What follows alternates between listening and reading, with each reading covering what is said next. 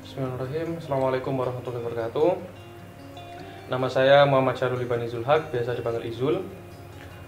Usia 22 tahun. Untuk kesibukan terdekat ya mungkin menjalankan aktivitas seperti biasa. Istirahat, makan, ataupun kalau misalnya ada kegiatan lain ya pastinya ngikutin kegiatan itu. Selain itu apa ya?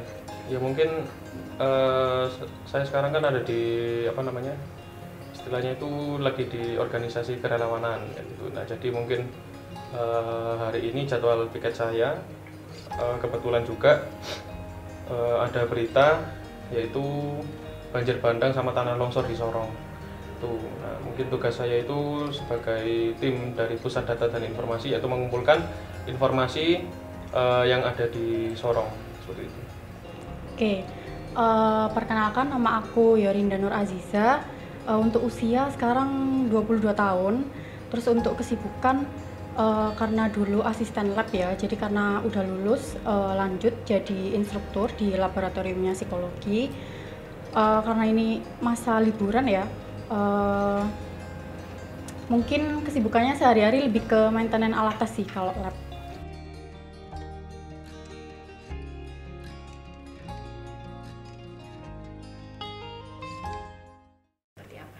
Oke, menurut aku manusia yang merdeka itu dia itu lepas dari belenggu orang lain. Jadi hidup yang dia jalani itu full atau penuh atas dasar keputusannya diri sendiri. Jadi nggak ada di hidupnya itu campur tangan orang lain kayak gitu. Oke, mungkin ada pendapat atau masukan, tapi untuk yang memutuskan jalan hidupnya seperti apa itu dirinya sendiri. Oke, manusia yang merdeka menurut saya itu ya manusia pada umumnya, maksudnya kita bisa melakukan aktivitas sehari-hari tanpa mungkin ada paksaan dari orang lain ataupun dari hal-hal lain. Jadi kita itu istilahnya mengalir aja. Jadi apapun yang sudah kita rencanakan kita melaksanakan kayak gitu. Terus mungkin merdeka dalam hal ini itu tidak ada maksudnya tidak ada yang mengganggu kita. Contoh merdeka seperti yang kemarin, definisi merdeka dari negara kita itu bebasnya dari penjajahan kayak gitu. Nah terus zaman dulu lagi pada saat zaman Nabi Muhammad itu merdeka dari perbudakan kayak gitu. Nah jadi istilah merdeka itu tidak ada gangguan dari hal lain ataupun istilahnya membatasi kegiatan kita seperti itu.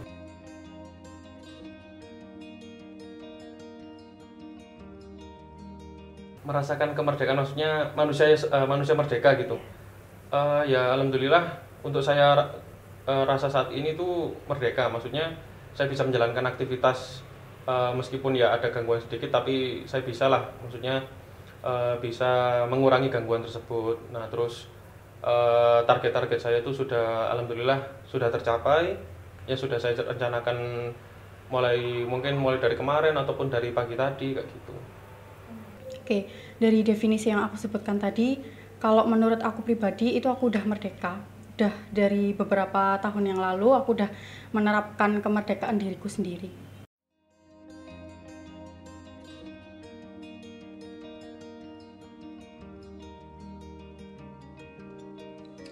Alhamdulillah ya, jadi mungkin namanya keputusan, namanya keinginan itu kan pasti dilatar belakangi dari beberapa permasalahan di belakangnya ya kayak gitu.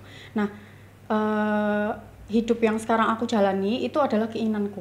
Jadi aku nggak pengen terlalu diatur sama orang kayak gitu. Maksudnya nggak pengen terlalu diatur tuh bukan kok membangkang sama aturan gitu, enggak. Tapi hidup yang aku jalani sekarang ini pure atau murni dari berdasarkan keputusanku sendiri kayak gitu. Nah itu adalah keinginanku, jadi aku pengen hidup berdasarkan hasil keputusanku, tidak terpengaruh oleh orang lain, tidak mengikuti standar yang ditentukan oleh orang lain.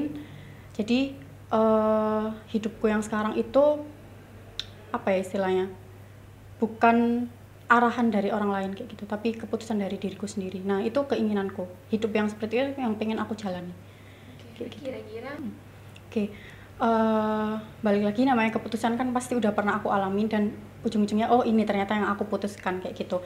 Nah sebelum memutuskan buat tidak mengikuti standar orang lain tuh aku pernah mengikuti standar orang lain, dan itu ujung-ujungnya tuh capek dan sering sering insecure, sering bertanya-tanya ke diriku sendiri, emang ini beneran hidupmu kayak gitu, kok kayaknya ini hidupmu tapi standarnya kamu ngikut orang lain kayak gitu. Kayak misal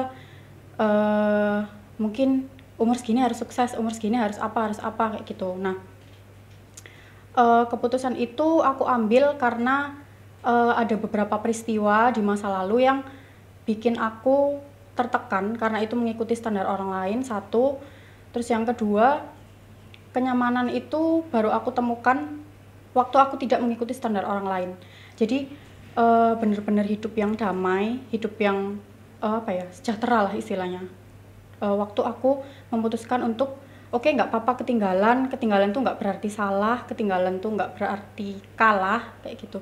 Cuman jalannya aja yang beda dari orang lain kayak gitu. Nah waktu aku menjalani hidup yang seperti itu, ternyata kok rasanya lebih lebih lega, terus lebih tenang, lebih damai. Oh ternyata aku nggak harus berkompetisi sama orang kayak gitu. Untuk keinginan ya yang sudah terencana selama 22 tahun ini itu ya mungkin untuk saat ini saya masih kuliah dan saya pengennya itu cepat lulus gitu ya, pastinya mahasiswa pada umumnya. Terus mungkin dalam waktu dekat ini ada magang itu pun ya semoga aja, saya pengennya itu magangnya lancar, terus juga target yang sudah ditentukan itu juga udah sesuai kayak gitu.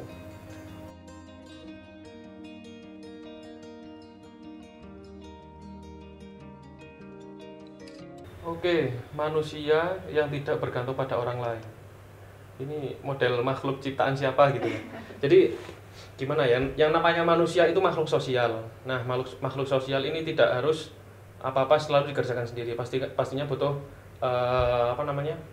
butuh orang lain untuk mencapai atau kita itu pada saat target itu kita akan tuju, target itu telah goal.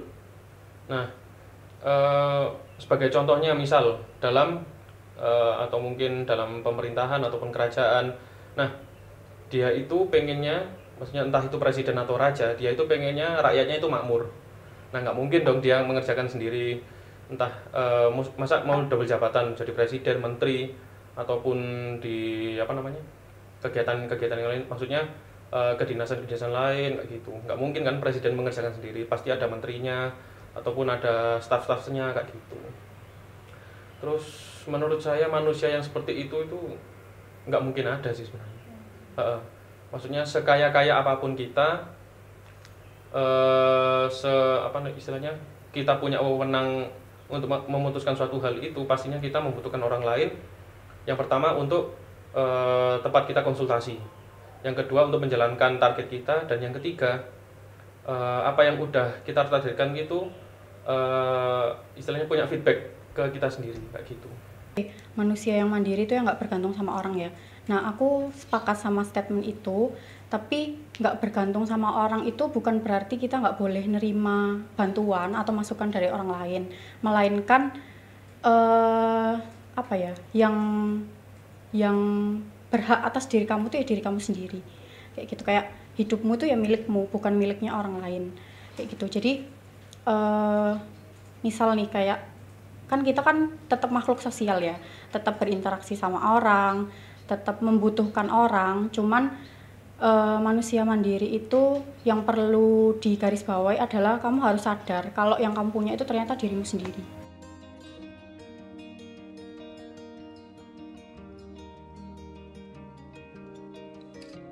Oke, pasti ada. Jadi sebelum memutuskan seperti ini, itu banyak hal kayak gitu yang aku lalui. Kayak misal namanya manusia kan punya titik terendah ya, dan pasti punya masalah di hidupnya. Nah, kesalahanku adalah mengandalkan orang lain dan berharap orang lain tuh bisa membantu menyelesaikan masalahku. Padahal itu masalahku, bukan tugas mereka, bukan tanggung jawab mereka. Nah, waktu di titik terendahku tuh aku menyalahkan keadaan, kayak kok nggak ada yang nemenin aku ya kayak gitu, kok nggak ada yang mau bantuin aku ya kayak gitu. Nah Terus makin kesini makin sadar lah, ngapain harus dibantuin mereka, ngapain mereka harus ada, ya karena itu hidupku kayak gitu. Nggak semua orang itu mampu buat mengurusi atau menyelesaikan masalah yang ada di hidup kita, karena itu emang balik lagi itu tugas kita kayak gitu. Jadi sebelum memutuskan untuk kayak gini itu pernah banget bergantung sama orang, entah itu sekedar temen, terus pacar, atau mungkin orang tua, itu pernah kayak gitu. Jadi yang ini masalahku kok, tapi waktu mereka nggak ada kok aku marah kayak gitu, padahal kan ya ini hidupku kayak gitu, harusnya yang menyelesaikan masalahku ya aku kayak gitu. Terus hal-hal kecil kayak misal kebutuhan atau apa, itu dulu sering banget ngandelin orang kayak gitu, ngandelin ya udahlah nanti kan ada si ini, kan ada si A, nanti bisa pinjam ini, bisa pinjam itu. Nah sebelum untuk memutuskan seperti sekarang tuh aku dulu seperti itu. Pernah. Ya, boleh diceritakan. Oke. Mungkin ceritanya sih agak gimana ya, agak, kalau menurut saya sih agak lucu sih. Soalnya kan gini, saya itu pernah mengerjakan sesuatu itu sendirian. Dalam contoh, istilahnya lagi beres-beres barang lah kayak gitu. Nah, ini saya berpikiran, wah, saya bisa mengerjakan ini sendirian tanpa bantuan orang lain. Tuh, kalau ngelihatnya sih gampang, terus ini bakalan taruh mana kayak gitu. Setelah saya bikin list apa yang harus dikerjakan, kayaknya apa ya, kalau saya ngerjakan sendirian itu nggak mungkin itu. Jadi sudah bikin list, terus sudah bikin maksudnya sudah saya kerjakan, jadi sampai setengah listnya itu saya mulai merasakan berat. Wah, ini kok tambah lama tambah kayak gini ya, maksudnya tambah berat kalau dikerjakan sendiri, terus capek sendiri. Terus kadangkala apa yang sudah kita kerjakan itu pasti ada yang ketinggalan, maksudnya ada yang terlewati kayak gitu. Nah terus akhirnya saya punya teman-teman kayak gitu. Nah terus saya mikir, kenapa saya nggak minta bantuan orang lain kayak gitu. Sedangkan kembali lagi ya, manusia itu ya makhluk sosial, jadi nggak perlu ngapain sih ngerjakan sendiri kalau misalnya ada teman kayak gitu. Apa susahnya minta tolong kayak gitu. Kayak gitu sih. Ya mungkin dari kata minta tolong itu menjadi apa istilahnya? Istilahnya itu panutan bagi saya kayak gitu.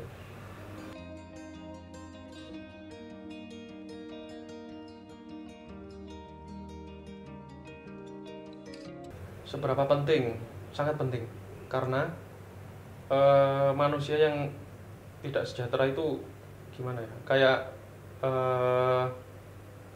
apa yang kita lakukan itu kayak istilahnya kalau orang Jawa itu ngersulo itu suka apa sih, sambat itu namanya, suka ngeluh. Nah, gitu. Nah terus dalam mungkin contoh ya, kalau misalnya kita lagi kerja tuh, misal kita punya sebuah perusahaan ataupun punya sebuah toko dan di dalamnya itu ada karyawan-karyawannya. Nah bagaimana cara kita atau caranya toko kita itu semakin sejahtera, dengan cara yang pertama itu mensejahterakan dulu apa yang ada di dalamnya termasuk karyawan perusahaan kayak gitu. Nah jadi ya dimanapun kita berada dan apapun kondisi kita, kita itu harus tetap sejahtera. Jadi mungkin sejahtera itu sangat penting bagi kehidupan. Seberapa penting memiliki kesejahteraan ya, gini kan, kita tuh pengen ya, kesehatan mental tuh kayaknya sekarang udah jadi goals kayak gitu loh. Semua orang survive untuk mendapatkan itu. Nah menurutku kesejahteraan tuh salah satu aspek yang bisa menunjang kamu dapat kesehatan mental itu tadi kayak gitu. Jadi kalau dibilang seberapa penting, ya penting banget kayak gitu. Kalau kamu nggak sejahtera, kalau kamu nggak merdeka, kalau kamu nggak punya definisi, mungkin definisi sejahtera itu kan beda-beda ya tiap orangnya seperti apa. Nah kamu harus simpulkan definisi sejahteramu itu seperti apa dan kamu harus punya kayak gitu. Karena menurutku manusia yang nggak bahagia sama dirinya sendiri atau manusia yang nggak merdeka itu nanti mau kayak gimanain pun dia bakalan susah buat bahagia kayak gitu. Setuju juga. Oke. Pesanku buat orang-orang yang masih berjuang sama kemerdekaan dirinya, Ini lebih ke pesan dan pertanyaan sih. Butuh berapa waktu lama lagi dan butuh berapa peristiwa lagi untuk menyadarkan dirimu kalau ternyata yang kamu punya itu cuma dirimu sendiri. Kayak gitu. Jadi lebih kenali diri sendiri, lebih cari tahu lagi pengenmu itu apa, butuhmu itu apa, karena hidupmu itu punyamu, bukan punya orang lain.